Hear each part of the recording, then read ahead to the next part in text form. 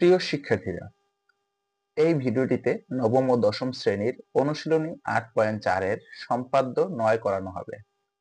তো প্রথমে আমরা দেখে নিচ্ছি সম্পাদ্য 9 কি বলেছে। সম্পাদ্য 9 বলেছে কোন নির্দিষ্ট ত্রিভুজের পরিবৃত্ত আঁকতে হবে। তোমরা এই জিনিসটা মনে রাখবে, পরিবৃত্ত আঁকলে কিভাবে চিত্র রাখতে হবে তাহলেই হবে। তো আমাদের প্রথমে কি করা আছে, একটি ত্রিভুজ দিয়ে দিচ্ছে, তারা নির্দিষ্ট ত্রিভুজ দিয়ে দেবে। তো আমরা একটা ত্রিভুজ দেখে নিচ্ছি।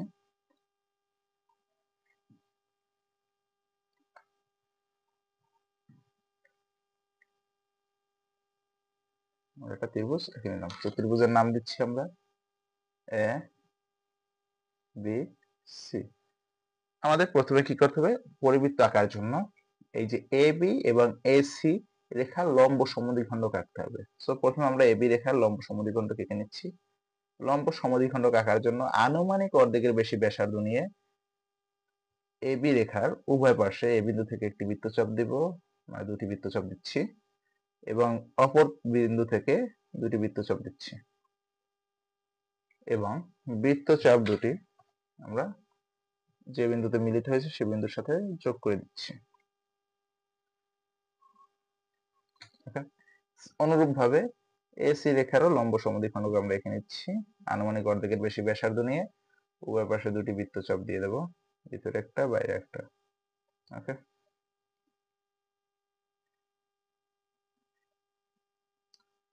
সো আমাদের আকার কারণে এরকম একটু দেখাচ্ছে, বাট কোনো ব্যাপার না। এই বিন্দু থেকে একটু একটা বড় করে নিচ্ছি। এবার আমাদের এই যে বিন্দুটার এই বিন্দুটা যে মিলিত হয়েছে, এটা আমরা কি করবো, স্কেলের মাধ্যমে যোগ করে দেব। ওকে, সো এটার আমরা নাম দিচ্ছি ই, এটার নাম দিচ্ছি আমরা এম, এবং এটার নাম দিচ্ছি কি আমরা এফ, আর এটার নাম দিচ্ছি এন। এবং এরা যে বিন্দুতে মিলিত হয়েছে এটার নাম দিচ্ছি আমরা কি ও, কেন্দ্র ও। ওকে, এবার আমাদের করতে হবে কি, এই এ ও যোগ করে দিতে হবে। এ ও যোগ করে দিয়েছি। এই এ ও এর সমান ব্যাসার্ধ নিয়ে ওকে কেন্দ্র করে, এই এ ও এর সমান মাপটা নিয়ে আমরা কি করব, ওকে কেন্দ্র করে একটি বৃত্ত এঁকে দেব। আঁকার পর দেখা গেল কি আমাদের এই যে বৃত্তটা, সেটা আমাদের ওই প্রদত্ত ত্রিভুজের তিনটি শীর্ষবিন্দু এ বি সি তিনটি দিয়ে গিয়েছে। তাহলে আমরা বলবো কি এটা একটি কি হচ্ছে আমাদের পরিবৃত্ত। সো প্রিয় শিক্ষার্থীরা, চলো আমরা এর বিবরণ দেখে নিচ্ছি।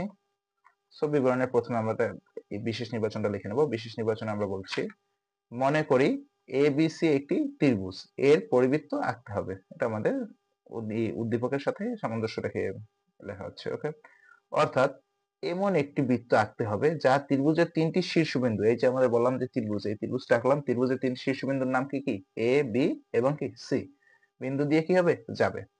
সো অঙ্কনের বিবরণে আমরা প্রথমে লিখতে পারি A B O A C এর লম্ব সমদ্বিখণ্ডক। আমরা A B R A C এর লম্ব সমদ্বিখণ্ডক কি কি পেয়েছি, ই এম এবং কি এফ এন। তো আমরা সেটাই লেখা হয়েছে E M O F N রেখাংশ আঁকি। মনে করি তারা পরস্পর কি করেছে, এই ও বিন্দুতে ছেদ করেছে। এরপর আমরা কি করেছি, এ কমা ও যোগ করেছি। এবার কি করেছি আমরা, ওকে কেন্দ্র করে, এই যে ওকে কেন্দ্র করে ও এর সমান ব্যাসার্ধ নিয়ে একটি বৃত্ত এঁকেছি। এই যে বৃত্তটা, এই বৃত্তটা কি হয়েছে, এই যে ত্রিভুজটির তিনটি শীর্ষবিন্দু এ বি সি, এই যে তিনটি শীর্ষবিন্দু এ ও বি ও সি দিয়ে যায়। তাহলে আমরা বলতে পারি কি এই বৃত্তটি ত্রিভুজ এবিসি এর নির্ণেয় কি পরিবৃত্ত। প্রিয় শিক্ষার্থীরা, নবম ও দশম শ্রেণী সহ সকল শ্রেণীর ভিডিও পেতে আমাদের চ্যানেলটি সাবস্ক্রাইব করে পাশে থাকুন। ধন্যবাদ।